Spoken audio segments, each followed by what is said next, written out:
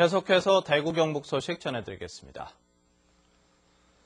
대구와 경북 지역은 맑은 가운데 춥고 건조한 날씨가 계속되겠습니다. 오늘 아침 최저기온은 대구 영하 1.5, 구미 영하 3.8, 상주 영하 4.9, 봉화 영하 10도 등으로 어제보다 2, 3도가량 높았습니다. 낮 최고 기온은 대구 6도 등 2도에서 7도의 분포로 어제와 비슷하거나 조금 높겠습니다. 대구 기상대는 주말까지는 평년보다 낮은 기온을 보이면서 낮과 밤의 기온차가 크겠고 대구와 경북 일부 지역에 건조주의보가 내려진 가운데 대기가 매우 건조하다면서 건강관리와 화재 예방에 주의를 당부했습니다. 내일은 차차 흐려져 경북 내륙 일부 지역에 낮에 눈 또는 비가 내린 뒤 점차 개겠습니다. 대구가 지역 자체의 역량을 기르지 않으면 중앙에 더욱 종속될 것이다. 지금의 이 같은 지역 상황이 놀랍게도 이미 40여 년 전에 제기됐습니다. 그 당시 앞으로 40년 뒤를 대비하기 위해 어떤 예견들이 제기됐는지 서성원 기자가 보도합니다. 개발도상국의 도시화 과정을 연구하고 국제기구 등에 자문하는 민간단체인 국제개발학회가 지난 1971년에 낸 책입니다. 10여 명의 국내외 학자들이 대구를 15개 분야에서 조사하고 분석한 결과물입니다. 학자들은 이 책을 통해 대구가 지역 자체의 역량을 기르지 않으면 중앙에 더욱 종속될 것이라는 경고 섞인 우려를 하면서 대구가 더 독립적이어야 하고 미래를 위한 의사결정에서 더 분명한 목소리를 내야 한다고 조언했습니다.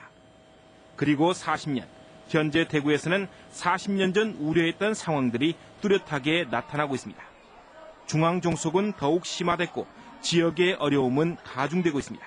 엘리트들이 지역에서 활동을 할 수가 없는 그러니까 중앙 구조적인 데서 그 중앙으로 가서 활동하게 되고 지역에 그 필요한 그런 것들에 대해서는 크게 관심을 가지지 못하게 한 이런 사회적 구조 이런 부분이 가장 큰 문제였더라고요. 대구 경북 학회는 40년 전의 진단을 교훈 삼아 미래 40년을 대비하기 위해 이번에 책을 번역했다고 밝혔습니다.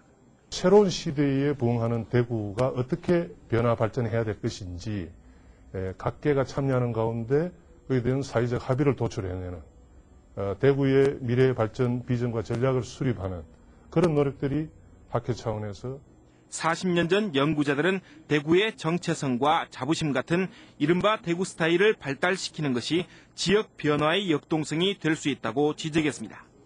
대구 경북 학회는 이 지적에 주목하면서 1970년에서 2010년 사이의 대구를 다각도로 분석하는 작업을 내 조만간 후속편을 내놓을 계획입니다. 대구의 역동적인 미래를 열기 위한 이 같은 노력이 과연 어떤 결실을 맺을 수 있을지 귀추가 주목되고 있습니다. MBC 뉴스 서성훈입니다. 경북경찰청에 따르면 연말 연시를 맞아 지난해 12월부터 지난달 말까지 2개월 동안 집중적으로 음주운전을 단속한 결과 2,300여 건을 단속해서 지난해 같은 기간과 비교해 15% 늘었습니다. 단속 건수는 늘었지만 음주교통사고는 247건으로 지난해 같은 기간보다 31.8% 줄어든 것으로 집계됐습니다. 대구시와 경상북도는 중소기업진흥공단 대구지역본부와 함께 북미 무역사절단에 참여할 기업을 모집합니다. 이번 사절단은 대구에 있는 수출 중소기업 가운데 10곳을 선정해 LA와 달라스, 뉴욕 지역을 오는 5월 13일부터 열흘 동안 방문할 예정입니다. 선정된 업체에는 현지 구매선을 알선해주고 상담장과 차량 임차료, 통역 등 현지 활동에 필요한 비용과 편도 항공료를 지원합니다.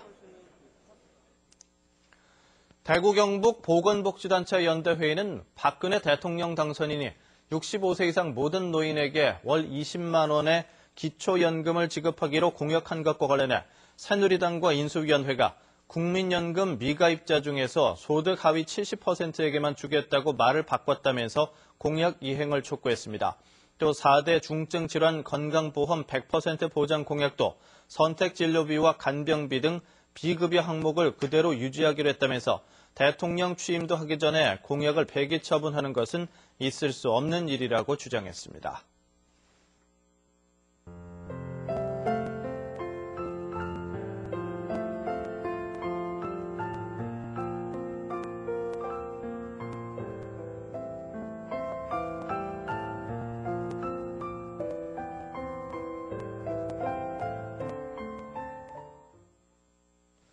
MBC 생활뉴스를 마칩니다. 고맙습니다.